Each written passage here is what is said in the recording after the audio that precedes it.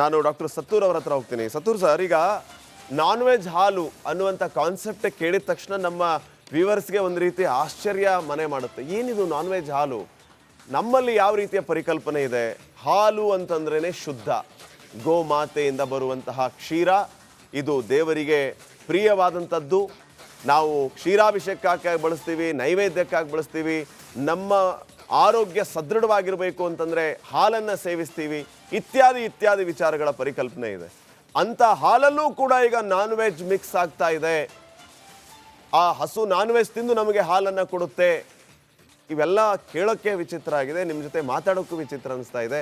ಹೇಗೆ ಸರ್ ಈ ಪರಿಕಲ್ಪನೆ? ಇದ್ರ ಬಗ್ಗೆ ನಿಮ್ಮ ಫಸ್ಟ್ ರಿಯಾಕ್ಷನ್?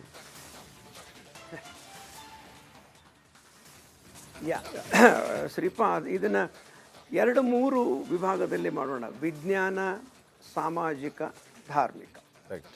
ಮೊದಲು ವಿಜ್ಞಾನ ತಗೋಣ. 1990ರ ದಶಕದಲ್ಲಿ ಇಂಗ್ಲೆಂಡಲ್ಲಿ ಒಂದು ಜಡ್ಡಾಯಿತು, ಕಾಲ್ಡ್ BSC, ಬೋವೈನ್ ಸ್ಪಾಂಜಿಫಾರ್ಮ್ ಎನ್ಕೆಫಲೋಪತಿ ಅಂತ ಹೇಳಿ.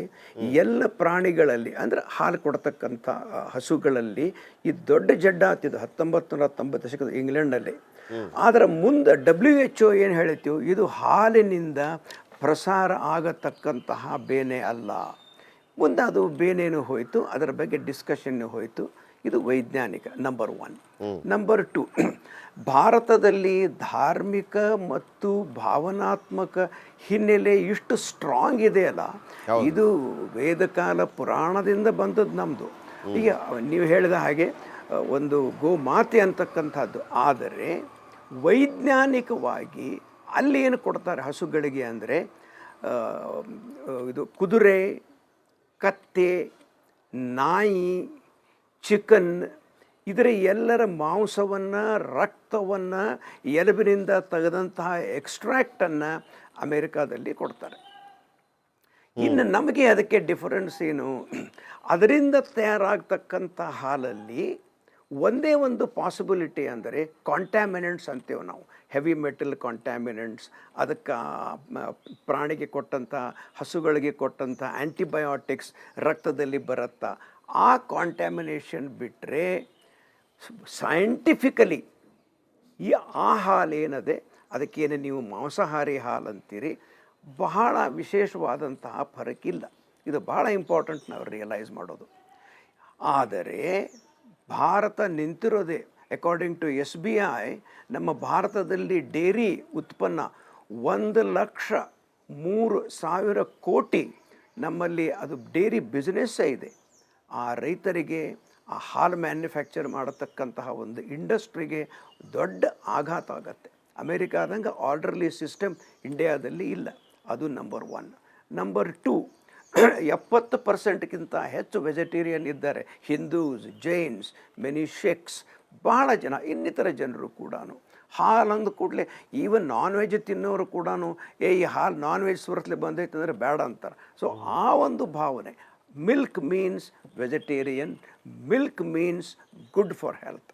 ಈ ಕಾನ್ಸೆಪ್ಟ್ನಿಂದ ನಮ್ಮ ಇಂಡಿಯಾದಲ್ಲಿ ಪ್ರಾಣಿಗಳನ್ನು ತಿನ್ನಿಸಿದಂತಹ ಹಸುವಿನ ಹಾಲನ್ನು ನೋವೇ ಇಂಡಿಯಾ ವಿಲ್ ಆಕ್ಸೆಪ್ಟ್ ಇಟ್. ಮಾನ್ಯ ಮೋದಿಜಿಯವರು ಮತ್ತು ಅವರ ಕಮಿಟಿ ಏನಿದೆ, ಇದು ಬಹಳ ಒಂದು ಒಳ್ಳೆಯ ನಿರ್ಣಯವನ್ನು ತಗೊಂಡಿದೆ. ತಿಳ್ಕೊಳ್ಳಿ, ಈಗ ನಮ್ಮ FSSAI, ನಮ್ಮದೇನದ FSSAI ಅಂತ ಏನಿದೆ, ಈ ಫುಡ್ ಅಥಾರಿಟಿ ಆಫ್ ಇಂಡಿಯಾ, ಅದು naturally it is bound by central government rules. ಯಾವುದೋ ಒಂದು ಪ್ರೆಷರಿಗೆ ಬಿದ್ದು ನಾಳೆ ಆಯಿತು ಕಳಿಸಿ ಅಂತಂದರು, ಯಾರು ಕುಡಿಬೇಕು ಆ ಹಾಲನ್ನು? It's A waste. The deal is A waste and it will create ಇಲ್ ವಿಲ್. ಅಮೇರಿಕಾ ಮತ್ತು ನಮ್ಮ ನಡುವೆ ಸ್ವಲ್ಪ ಭಾವನಾತ್ಮಕ ಸಂಬಂಧ ಕೂಡ ಕೆಡೋ ಚಾನ್ಸ್ ಇದೆ. ಹೀಗಾಗಿ ಸೆಂಟ್ರಲ್ ಗೌರ್ಮೆಂಟ್ ಮತ್ತು ಮಾನ್ಯ ಮೋದಿಜಿಯವರ ಒಂದು ಏನು ಡಿಸಿಷನ್ ಇದೆ, ಬಹಳ ವೆಲ್ಕಮಿಂಗ್ ಡಿಸಿಷನ್ ಇದೆ. We are not getting any milk from cows that are fed on animals. Yes sir, yes sir. Pavan ಅವರೇ, ಈಗ ಯಾವುದೇ ಪದಾರ್ಥಗಳಿಗೆ ನಾವು ಪೆಸ್ಟಿಸೈಡ್ ಅನ್ನೋದನ್ನು ಯೂಸ್ ಮಾಡಿದ್ರೇ ಅದು ಮಾರಕ ಅನ್ನುವಂತಹ ಈ ಕಾಲದಲ್ಲಿ ಹಾಲಿಗೂ ಕೂಡ ಪೆಸ್ಟಿಸೈಡ್ಸ್, ಈ ರೀತಿಯ ಪದಾರ್ಥಗಳು ಮಿಕ್ಸ್ ಆಗಿ ಬರುತ್ತೆ. ಐ ಮೀನ್, ಆ ಹಸು ಆ ಮಾಂಸಾಹಾರವನ್ನು ತಿಂದು ನಮಗೆ ಆ ಹಾಲನ್ನು ಕೊಡುತ್ತೆ. ಅದನ್ನು ನಾವು ಸೇವನೆ ಮಾಡಿದರೆ ನಮ್ಮ ದೇಹದ ಮೇಲೆ ಯಾವ ಮಟ್ಟಿಗೆ ಪರಿಣಾಮಗಳು ಆಗಬಹುದು ಅಂತ ಹೇಳಿ. ನೋಡಿ, ಈಗ ಇದೇನು ನಾನ್ ವೆಜ್ ಮಿಲ್ಕ್ ಅಂತ ಹೇಳ್ತಿದ್ದೀರಾ, ಇದರಲ್ಲಿ ಈ ಪ್ರಾಣಿಗಳನ್ನ ಅಥವಾ ಪ್ರಾಣಿಗಳ ಗಲೀಜ್ ಇರ್ಬೋದು ಅಥವಾ ಅದರ ಏನೇನು ವೇಸ್ಟ್ ಪ್ರಾಡಕ್ಟ್ಸ್ ಇರ್ಬೋದು, ಸೊ ಅವನ್ನೆಲ್ಲ ಬಿಸಾಕುವಂತ ಪ್ರಾಡಕ್ಟ್ ಗಳನ್ನೆಲ್ಲ ಯೂಸ್ ಮಾಡಿ ಅದನ್ನ ಫೀಡ್ ಆಗಿ ತಯಾರಿಸಿ ಸೊ ಅದನ್ನ ಹಸುಗಳಿಗೆ ತಿನ್ನಿಸೋದ್ರಿಂದ ಸಾಕಷ್ಟು ಕಂಟ್ಯಾಮಿನೇಷನ್ ಆಗೋ ಚಾನ್ಸಸ್ ಇರುತ್ತೆ. ಒಂದು ಮುಖ್ಯವಾಗಿ ಒಂದು ಬ್ಯಾಕ್ಟೀರಿಯಲ್ ಕಂಟ್ಯಾಮಿನೇಷನ್ ಅಂತ ಹೇಳ್ತೀವಿ. ಇದರಲ್ಲಿ ಈ ಸಾಲ್ಮೊನೆಲ್ಲಾ, ಲಿಸ್ಟೀರಿಯಾ, ಹಾಗೆ ಈಕೋಲೈ ಇವೆಲ್ಲ ತುಂಬಾ ಈ ಡೇಂಜರಸ್ ಬ್ಯಾಕ್ಟೀರಿಯಾಗಳು. ಸೊ ಈ ಡೇಂಜರಸ್ ಬ್ಯಾಕ್ಟೀರಿಯಾಗಳು ಹಾಲಿಗೆ ಕಂಟ್ಯಾಮಿನೇಟ್ ಆಗುವಂತ ಚಾನ್ಸಸ್ ಇರುತ್ತೆ. ಇದರ ಜೊತೆಗೇನೆ ಇನ್ನೊಂದು ಕೆಮಿಕಲ್ ಕಂಟ್ಯಾಮಿನೆಂಟ್ಸ್ ಅಂತ ಹೇಳ್ತೀವಿ. ಈ ಕೆಮಿಕಲ್ ಕಂಟ್ಯಾಮಿನೆಂಟ್ಸ್ ಅಂತಂದ್ರೆ ಈ ಹೆವಿ ಮೆಟಲ್ಸ್ ಇರ್ಬೋದು, ಪೆಸ್ಟಿಸೈಡ್ಸ್ ಇರ್ಬೋದು ಅಥವಾ ಡ್ರಗ್ಸ್. ನೋಡಿ, ನಮ್ಮ ಭಾರತದಲ್ಲಿ ಅಷ್ಟಾಗಿ ಜಾಸ್ತಿಯಾಗಿ ಡ್ರಗ್ಸ್ ಕೊಡೋದಿಲ್ಲ. ಈಗ ಈ ಹಸುಗಳು ತುಂಬಾ ಚೆನ್ನಾಗಿ ಗ್ರೋತ್ ಆಗ್ಬೇಕು ಅಂತ ಅಂದ್ಬಿಟ್ಟು ತುಂಬಾ ಮೆಡಿಸಿನ್ಸ್ ಕೊಡ್ತಕ್ಕಂಥದ್ದು, ಅಥವಾ ಈ ಪ್ರಾಣಿಗಳು ತುಂಬಾ ಚೆನ್ನಾಗಿ ಅದು ಮಾಂಸ ಸಿಗ್ಬೇಕು, ಅಥವಾ ಅದು ಈ ಕುದುರೆಗಳು ಇವೆಲ್ಲ ಆದ್ರೆ ಜೋರಾಗಿ ಓಡ್ಬೇಕು, ಈ ಹಂದಿ ಇವೆಲ್ಲಾನು ಕೂಡ ಕುರಿ ಇವಕ್ಕೆಲ್ಲ ಚೆನ್ನಾಗಿ ಗ್ರೋತ್ ಆಗ್ಬೇಕು ಅಂತ ಗ್ರೋತ್ ಸ್ಟಿಮ್ಯುಲೆಂಟ್ಸ್ ತುಂಬಾ ಸಾಕಷ್ಟು ಡ್ರಗ್ಸ್ ಅನ್ನ ಕೊಡುವಂತ ಅಭ್ಯಾಸಗಳು ತುಂಬಾ ಜಾಸ್ತಿ ಇದಾವೆ.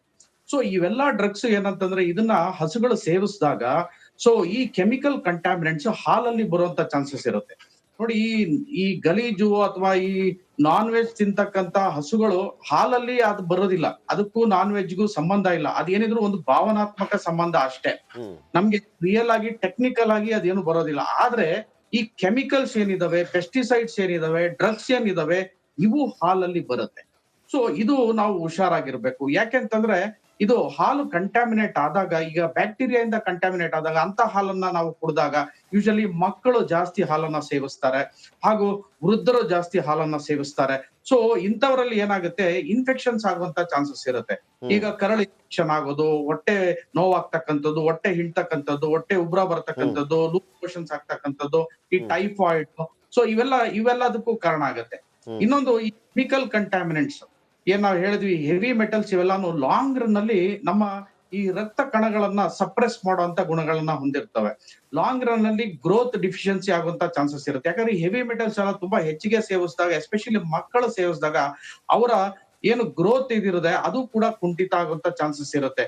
ಅಥವಾ ಲಾಂಗ್ ರನ್ ಅಲ್ಲಿ ಕ್ಯಾನ್ಸರ್ಸ್ ಕೂಡ ಬರುವಂತ ಚಾನ್ಸಸ್ ಇರುತ್ತೆ. ಎಸ್ಪೆಷಲಿ ಈ ಪ್ರಿಸರ್ವೇಟಿವ್ಸ್ ಇರ್ಬೋದು, ಹೆವಿ ಮೆಟಲ್ಸ್ ಇರ್ಬೋದು, ಪೆಸ್ಟಿಸೈಡ್ಸ್ ಇವೆಲ್ಲ ಲಾಂಗ್ ರನ್ ಅಲ್ಲಿ ಸೇವನೆ ಮಾಡಿದಾಗ ನಮ್ಮ ದೇಹದಲ್ಲಿ ಕ್ಯಾನ್ಸರ್ಸ್ ಇವೆಲ್ಲ ಬರುವಂತ ಚಾನ್ಸಸ್ ತುಂಬಾ ಜಾಸ್ತಿ ಇರುತ್ತೆ. ವೆಜ್ ಹಾಲಿನ ವಿಚಾರವಾಗಿ ನಾವೀಗ ಚರ್ಚೆಯನ್ನ ಮಾಡ್ತಾ ಇದ್ದೀವಿ. ಅಮೆರಿಕದ ನಾನ್ ವೆಜ್ ಹಾಲು ಭಾರತಕ್ಕೆ ಎಂಟ್ರಿ ಕೊಟ್ಟರೆ ಇಲ್ಲಿ ಯಾವ್ಯಾವ ಕ್ಷೇತ್ರಗಳ ಮೇಲೆ ಪರಿಣಾಮ ಬೀರುತ್ತೆ, ಏನೆಲ್ಲ ಸಮಸ್ಯೆ ಆಗುತ್ತೆ ಅನ್ನುವಂಥದ್ದು ಮುಖ್ಯವಾಗಿ ನಮ್ಮನ್ನ ಕಾಡುವಂತಹ ಪ್ರಶ್ನೆ. ವೈಜ್ಞಾನಿಕವಾಗಿ ಏನೇನು ಸಮಸ್ಯೆ ಆಗುತ್ತೆ, ಮನುಷ್ಯನ ದೇಹದ ಮೇಲೆ ಯಾವ ರೀತಿಯ ಪರಿಣಾಮವನ್ನು ಬೀರುತ್ತೆ, ಇದರ ಜೊತೆಗೆ ಭಾರತದ ಹೈನುಗಾರಿಕೆಯ ಮೇಲೆ ಇದು ಕೊಡಲಿ ಪೆಟ್ಟು ಅನ್ನೋದ್ರಲ್ಲಿ ಯಾವುದೇ ರೀತಿಯ ಸಂಶಯ ಇಲ್ಲ. ಇನ್ನು ಅಮೇರಿಕಾದಲ್ಲಿ ಕೋಳಿ ರಕ್ತವನ್ನು ಕುಡಿದಂತಹ ಹಸುವಿನ ಹಾಲನ್ನು ನಾವು ಸೇವನೆ ಮಾಡಿದರೆ, ಅಥವಾ ನಾವು ಹೋಗಿ ಯಾವುದೋ ದೇವಸ್ಥಾನಕ್ಕೆ ಅಭಿಷೇಕ ಮಾಡಿ ಅಂತ ಕೊಟ್ಟರೆ ಪರಿಸ್ಥಿತಿ ಏನಾಗಬೇಡ? ಸೂಪರ್ ಮಾರ್ಕೆಟ್ಗಳ ಶೆಲ್ಫಲ್ಲಿ ಇಟ್ಟರೆ ಏನಾಗಬೇಡ ಪರಿಸ್ಥಿತಿ? ಅದನ್ನು ಗುರುತಿಸೋದಕ್ಕೆ ಸಾಧ್ಯ ಇದೆಯಾ? ಈ ರೀತಿಯ ನಾನಾ ಪ್ರಶ್ನೆಗಳು ನಮ್ಮನ್ನು ಕಾಡ್ತಾ ಇದೆ. ಈ ಹಿಂದೆಯೂ ಕೂಡ ವಾಜಪೇಯಿ ಅವರ ಸರ್ಕಾರ ಇದ್ದಾಗ ಈ ರೀತಿಯ ಪ್ರಯತ್ನಗಳಾಗಿದ್ದಿದೆ. ಈ ರೀತಿಯ ಅಮೆರಿಕಾದ ಈ ಹಾಲು ಉತ್ಪಾದನೆಗಳನ್ನು ನಮ್ಮ ದೇಶಕ್ಕೆ ಒತ್ತಾಯ ಪೂರ್ವಕವಾಗಿ ಕಳಿಸುವಂಥ ಪ್ರಯತ್ನಗಳು ಆಗಲೂ ಕೂಡ ಆಗಿದ್ವು. ಆದರೆ ವಾಜಪೇಯಿ ಅವರು ಸಾರಾ ಸಗಟಾಗಿ ತಳ್ಳಿ ಹಾಕಿದರು. ಇದು ಬೇರೆ ರೀತಿಯ ಒಪ್ಪಂದಗಳ ಮೇಲೆ ಪರಿಣಾಮ ಬೀರಿದ್ರೂ ತೊಂದರೆ ಇಲ್ಲ, ಇದು ಮಾತ್ರ ನಮ್ಮ ದೇಶಕ್ಕೆ ಬೇಡ ಅಂತ ಹೇಳಿ ಅವತ್ತು ಖಡಕ್ ನಿರ್ಧಾರವನ್ನು ತೆಗೆದುಕೊಂಡ್ರು. ಮತ್ತೆ ನಾನು ಡಾಕ್ಟರ್ ಸತ್ತೂರ್ ಅವರನ್ನ